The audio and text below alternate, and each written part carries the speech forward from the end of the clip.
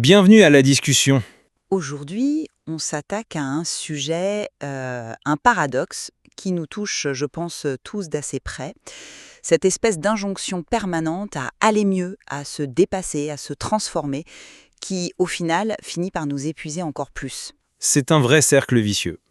Notre discussion, elle s'appuie sur une réflexion de l'atelier du sens, un texte qui suggère en fait que cette fatigue moderne, ce n'est pas un échec, mais plutôt un message. Un message qu'il faut apprendre à écouter. La question qui se pose du coup, c'est la suivante. Face à cet épuisement, est-ce que la solution, la vraie solution, c'est de ralentir et de chercher du sens, comme le texte nous y invite? Mhm. Ou est-ce que cette perspective aussi, réconfortante soit-elle, risque pas de nous enfermer dans une sorte d'inaction en nous faisant oublier que pour que les choses aillent vraiment mieux, il faut souvent un changement concret, structuré et parfois difficile. C'est exactement ça. Alors je défendrai l'idée que cette fatigue est un signal d'alarme sain, une invitation à faire une pause qui est pour moi fondamentale pour se réaligner. Cette quête de sens, elle doit absolument précéder toute nouvelle action. Et de mon côté, je soutiendrai que cette vision, bien que pertinente, est, disons, largement insuffisante.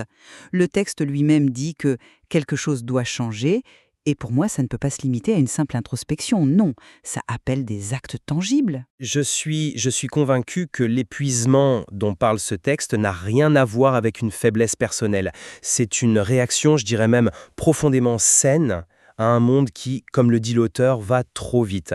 Cette culture de la performance, cette obligation d'être toujours motivé, adapté, performant, elle finit par nous vider. D'ailleurs, le texte souligne un point que je trouve essentiel. Ce sont souvent les personnes les plus sensibles, engagées, consciencieuses qui craquent. Et pourquoi ? Non pas parce qu'elles sont faibles, mais bien parce qu'elles ont tenu longtemps et porté beaucoup. Du coup, la solution ne peut pas être de faire plus d'efforts, plus d'objectifs, plus de discipline. Non, c'est cette logique même qui nous a mis dans cette situation. La seule véritable issue, c'est de s'arrêter pour comprendre pourquoi on fait encore. Le premier pas, ce n'est pas un plan d'action. C'est un acte intérieur, presque révolutionnaire, qui est de s'autoriser à respirer. Se donner la permission, juste pour une journée, de ne rien avoir à prouver. C'est un changement de logiciel interne, vous voyez ? Une quête de sens qui doit venir avant tout le reste. Il faut chercher à aller plus juste avant de penser à aller plus vite. Je suis entièrement d'accord avec le diagnostic. Ça, c'est clair. La pression à la performance est une réalité toxique. Et oui, le monde va trop vite, c'est une évidence. Mais là où on diverge, c'est vraiment sur la nature de la solution. Je la trouve passive et surtout incomplète. L'invitation à ralentir est séduisante, bien sûr, mais elle peut vite devenir une excuse pour l'inertie si elle n'est pas bien cadrée. D'ailleurs, je trouve le texte un peu contradictoire. Il dit bien que la fatigue nous alerte que quelque chose doit changer. Pour moi, ça c'est un appel aux armes, pas un appel à la contemplation. Et critiquer plus d'efforts, plus d'objectifs, c'est juste, mais le problème ce n'est pas l'effort en soi, c'est sa direction. Une fois qu'on a retrouvé du sens, la suite logique c'est de définir de nouveaux objectifs, plus sains, et d'appliquer une nouvelle discipline, cette fois au service de notre bien-être. Enfin, l'idée que le réalignement est quelque chose de simple. Cette idée me dérange. Se réaligner, c'est souvent prendre des décisions très difficiles. Quitter un travail, mettre fin à une relation.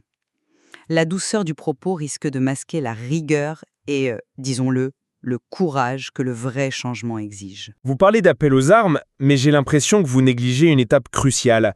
Dans ce contexte, l'action primordiale, la plus courageuse en fait, c'est l'écoute.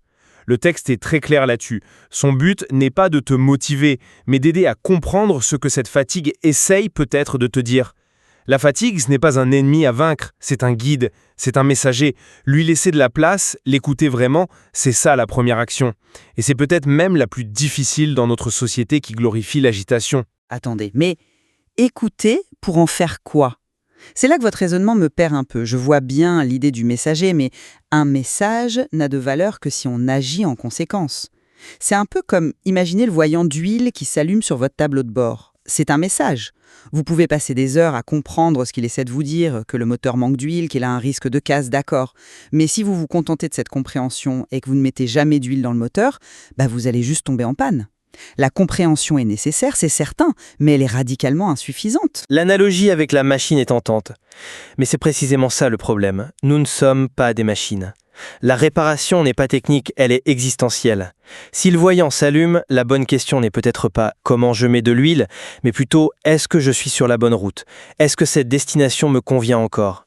Se précipiter pour mettre de l'huile, c'est-à-dire se lancer dans de nouvelles actions, même mieux intentionnées, sans avoir questionné la direction, c'est s'assurer de retomber en panne un peu plus loin. L'écoute dont parle le texte, ce n'est pas une analyse passive, c'est une réévaluation fondamentale du voyage. Je ne dis pas que nous sommes des machines, mais même pour réévaluer le voyage, il faut bouger. On ne choisit pas une nouvelle route en restant au point mort sur le bord de l'autoroute. On teste une petite route de campagne, on regarde la carte, on fait demi-tour. Ce sont des actions. Le texte nous laisse sur notre faim, je trouve. Il nous dit oui, autorisez-vous à respirer. Très bien. Et le lendemain? Si on est toujours dans le même environnement de travail toxique, si on a toujours les mêmes responsabilités écrasantes, la bouffée d'air frais de la veille, elle ne pèsera pas lourd. Le signal de la fatigue exige qu'on agisse sur ses causes, pas seulement qu'on médite sur ses effets. C'est là que notre désaccord est le plus profond, je crois. Il ne s'agit pas de rejeter l'action en bloc, mais de refuser l'action prématurée, l'action qui n'est qu'une fuite en avant. Le texte ne dit pas « ne faites rien », il critique l'agitation vide de sens, qui est la source même de notre épuisement. Le sens doit être la fondation sur laquelle on reconstruit. Sans ce socle, tout effort supplémentaire est vain. C'est comme reconstruire une maison sur des fondations fissurées. Vous pouvez changer les murs, repeindre les plafonds, la structure restera fragile et s'effondrera à la prochaine tempête. Le réalignement dont parle le texte, c'est la réparation de ces fondations. Ils ne peuvent pas être séparés comme ça, de manière séquentielle. Ce n'est pas étape 1, je trouve le sens, étape 2, j'agis. Non, les deux se nourrissent l'un l'autre, ils sont en dialogue constant. On trouve souvent du sens en agissant. On ne le découvre pas assis dans un fauteuil, les yeux fermés. Le risque de votre approche, c'est la paralysie par l'analyse. Une personne épuisée peut rester bloquée des mois, voire des années, à chercher son pourquoi, sans jamais oser faire le moindre pas. Mais qu'est-ce qui la fera bouger selon vous alors? Une action, même minuscule. Prenons un exemple concret.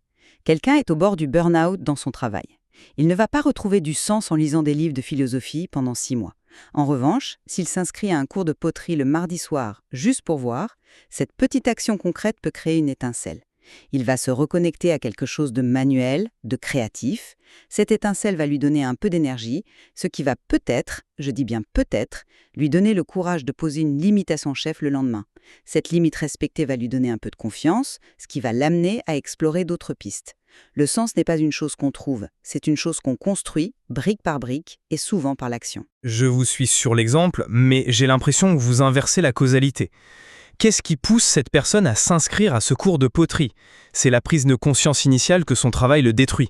C'est le moment où il s'est autorisé à ressentir sa fatigue, à admettre que ça n'allait pas. C'est ça, la pause dont parle le texte. Les actions que vous décrivez sont la conséquence de ce premier pas intérieur. Elles n'en sont pas la cause. Le texte insiste bien. Peut-être que pour toi, aujourd'hui, le premier pas n'est pas de changer de vie. Peut-être que c'est juste de t'autoriser à respirer. Cette autorisation n'est pas passive, c'est un acte radical dans un monde qui nous dit de ne jamais nous arrêter. Sans cette permission intérieure, le cours de poterie devient juste une nouvelle case à cocher sur la to-do list du développement personnel. Ce sera une nouvelle forme de pression en fait. Et c'est là que je ne suis plus convaincue. Je crains que ce premier pas ne devienne une fin en soi.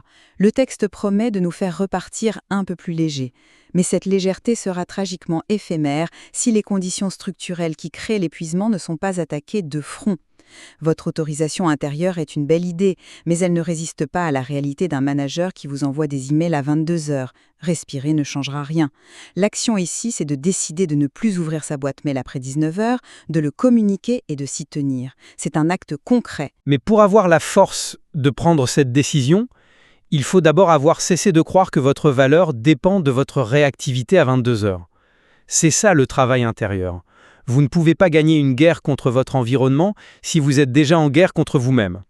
Le texte nous invite à cette paix intérieure, à cet acte de douceur et d'humanité. Vous parlez de discipline, de courage, de rigueur. Ces mots appartiennent au champ lexical de l'effort, de la lutte. Le texte propose justement de sortir de ce paradigme. Je suis désolée, mais je ne peux pas acheter ça. La douceur seule ne suffit pas.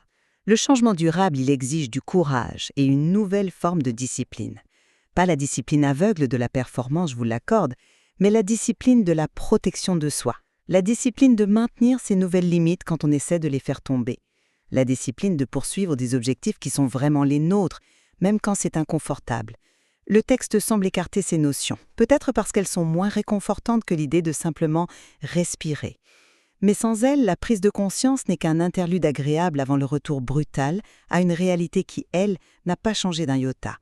La douceur sans la structure, pour moi, ça s'évapore au premier contact avec la réalité. Pour conclure, ma position reste que face à un système qui nous broie, la résistance la plus fondamentale est d'abord interne.